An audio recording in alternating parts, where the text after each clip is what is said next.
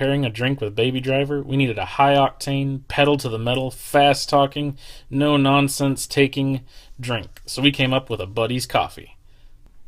Also, we'd like to know what you thought of the movie or the drink we made tonight, so drop a comment down below and give us a like. We post new reviews weekly as well as other movie-related videos, so subscribe for more great content. Now let's get mixing.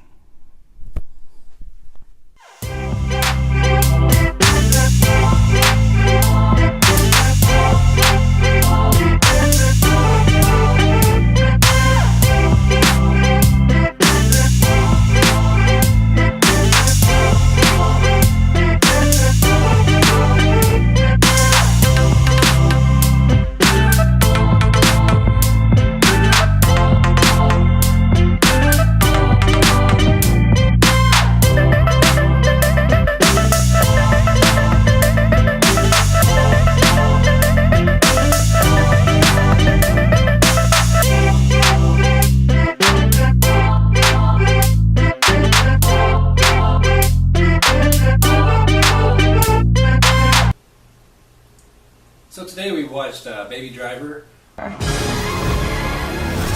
Anyone I'd know? I hope not. What is your name? Baby. Your name's Baby. Directed by Edgar Wright, starring I can't remember the kid's name. Ansel Elgort.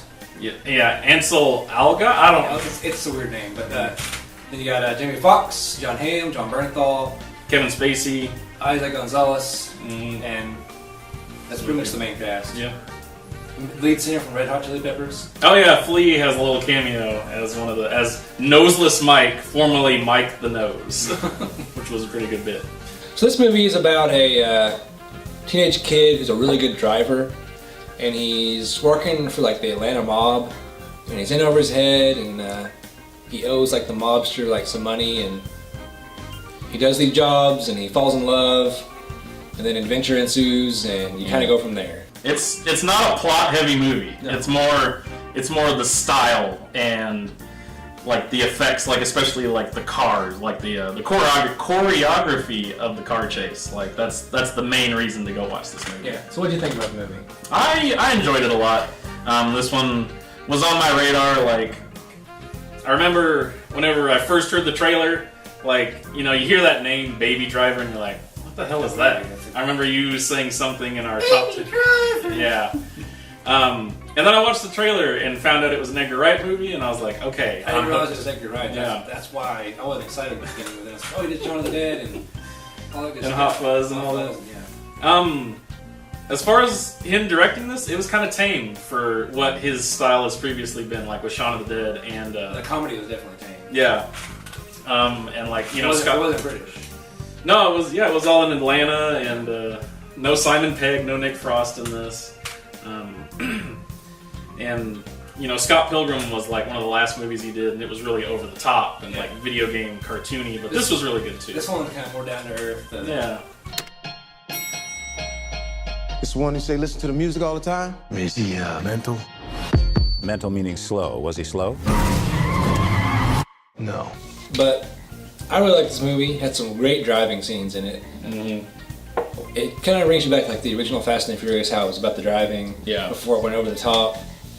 Like especially that opening chase scene that they have. Well, the opening chase scene was amazing. He's in his red car and he's driving down the highway doing these 360s and getting away from like 1,000 cops. It's amazing. I like there's a little part where like they all get back in the car after robbing the bank, and I think it's John Bernthal that's in the front seat, or maybe it's John Hamm, I don't remember. And they point forward, like go forward, and he just goes in reverse, like out of frame. And it's kind of like, oh, he's not going to follow what they do. He's going to do his own thing. His own thing. Right. He's the driver. Right. And I feel like all the actors in this did really well. Like everyone had a solid performance. Yeah, each job they do, they have like a different crew. Mm-hmm. Like John Bernthal, and then Jamie Foxx, and then John Hamm, and Isaac Gonzalez were like the main ones. Then you have like a couple others that get spread the power. Right. And then Doc, which is Kevin Spacey's kind of the leader of the mob. He's the one that organizes all these heists. And he was pretty good. He was probably my favorite part as far as a character. Like I liked him. I liked his dialogue, and you didn't know where he stood. His motivation, was he bad? Was he good? Yeah. You know, and there's a little twist at the end to the character that he plays, which was nice.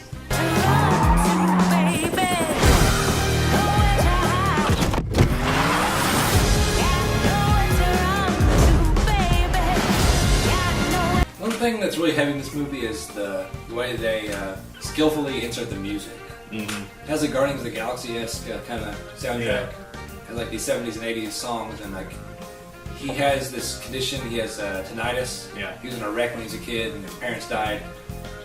And he has a ring in his ears and he uses music to drown it out. And that gives him like this skill of like timing for driving or something. Not even that, because like even whenever there's like a foot chase scene where he is like running and it's like he's in sync to the song that he's listening to. Yeah. I like that a lot. The music is really well integrated. He'll start the music. At one point, he starts the song and like they start the chase, and then they get off topic a little bit. Yeah. Like, hold on, I got to restart the song. Yeah. And then they go and start robbing them.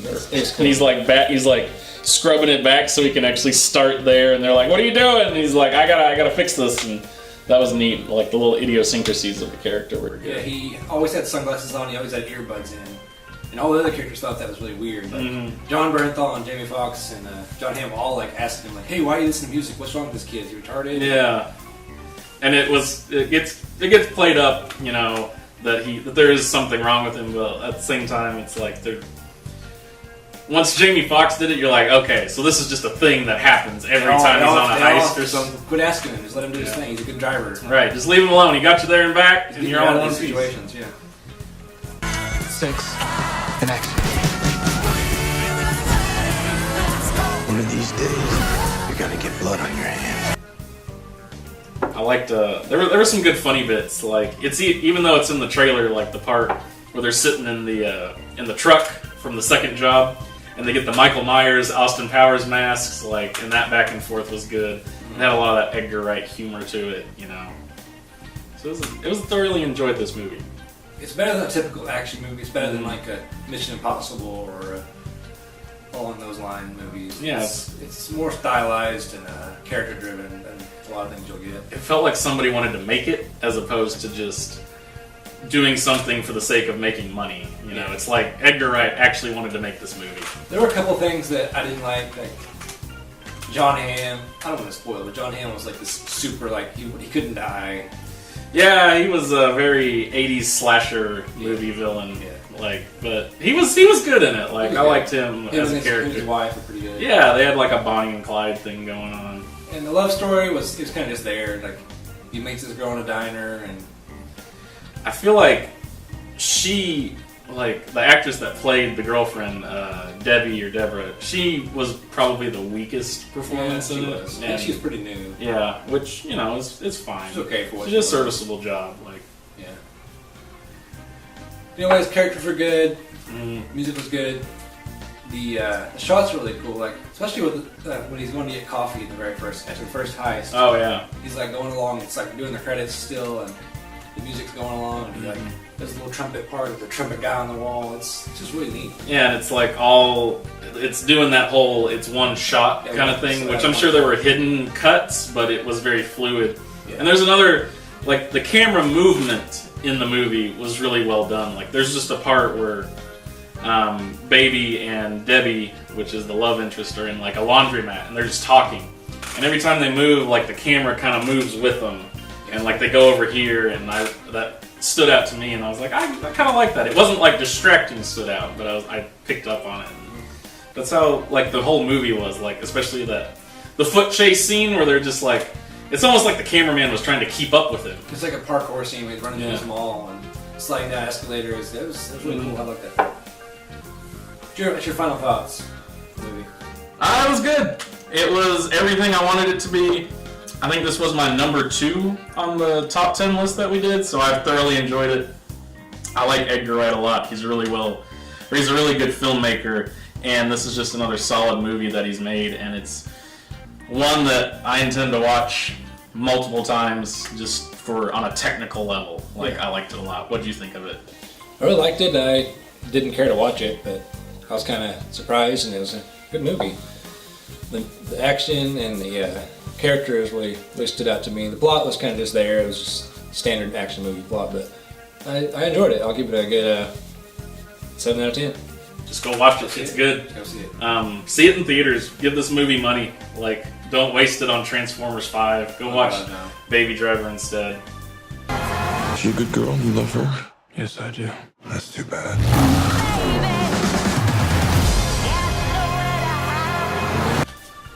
So we made a Buddy's Coffee today. Buddy's Coffee. Which Buddy was the character that John Hamm played. Oh yeah, that's right. And they drank coffee quite a bit in this movie. So thought it'd be a good addition. Pretty good drink. What do you think? Yeah, it's pretty good. It's actually hot chocolate the way we made it, but you can use hot chocolate or coffee, either one. Reminds me of like a Mexican coffee, which is another like hot, kind of drink. Yeah. Well, anyways, drink up and enjoy the show. Now let's drive.